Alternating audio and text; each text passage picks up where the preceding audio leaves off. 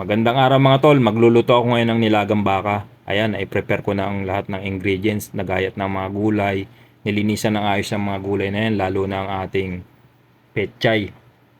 Isinalang ko ng pressure cooker at yan ay lalagyan ko ng konting mantika. At ipapatas natin ng isa-isa yung ating karneng baka. Ang purpose niyan para siya ay kumulo at lumabas ang una niyang katas.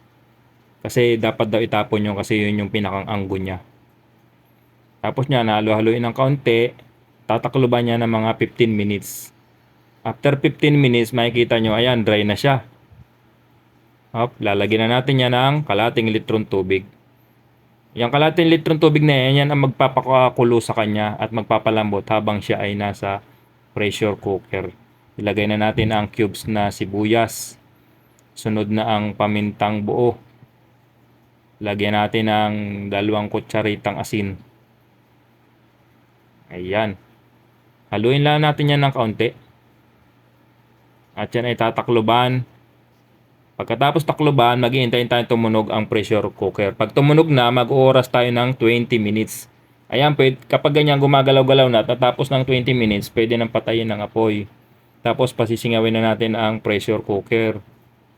Pag wala ng hangin, bubuksan na, ayan na siya. O, kita nyo, mukhang malambot na. Sa pagkakataong ito mga tol, pwede na natin ulit buhayin ng apoy. Normal na pakulo na lang ang mangyayari dyan. Tapos yan, bubuhusan natin siya ng 1 litrong tubig. Yan na yung final na magiging sabaw niya. Ilagay na natin ang in-slice na mais. At tapos, ilagay na rin ang nor beef cubes. Para talagang malasa ang ating baka. Halu-haluin lang siya.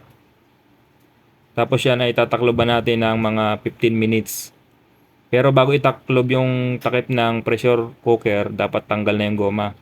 Ayan, after 15 minutes, sigurado malambot na ang kanyang mais. Ilagay na natin ang siling pansigang. Tapos, isunod na natin ang patatas at ang onion leeks. Tapos, lagyan na rin natin siya ng patis para sumakto ang lasa niya. At ang panghuling ingredients na ilalagay natin ay ang walang kamatayang betchin para sa lutuing Pinoy. Tatakloban ulit natin siya ng last 5 minutes para lang maluto ang ating mais. Yan, siguradong luto na siya. Ihulog na natin ang ating huling gulay, ang pechay. Basta maraming gulay, hahaba ang buhay. Tapos yan ay ating tatakloban na mga ilang minuto lang, pwede na nating patayin ang apoy at siguradong malambot na ang pechay. Hindi naman natin kailangan patagalin yan dahil mabilis lang maluto ang ating gulay. Ayan na siya mga tolo, kita nyo naman. Ako, ayan na ang ating nilagang baka. Sigurado solve na naman pananghalian ito. Serving na tayo mga tol. Sinasandok na. Sandukin na rin ang ating kanin at tayo kakain na. Late na ang ating pananghalian. Maraming salamat sa panonood mga tol. Ingat tayo palagi. Huwag po tayong magsawang sumubaybay sa aking mga luto. Please subscribe Pads TV. Thank you!